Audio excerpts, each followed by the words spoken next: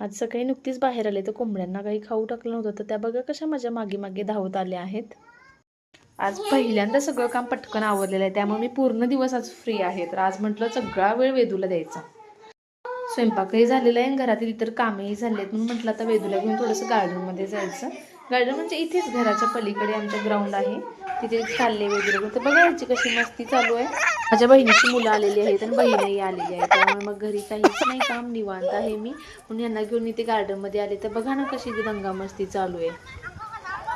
घरी कोणी आले की कसं मन प्रसन्न होतं ना, आणि छान वाटतं वातावरण. घरी आलेले पाहुणे छान वाटतात. जेव्हा घरातून जातात ना तेव्हा घर अगदी खायला होतं. हो ना. आज थोडंसं लवकर उठले तर आज सगळी कामं अगदी पटकन झाली आणि दिवसही अगदी छान गेला. तर आजचा हा दिवस असा होता, अगदी निवांत छान सुंदर दिवस गेला.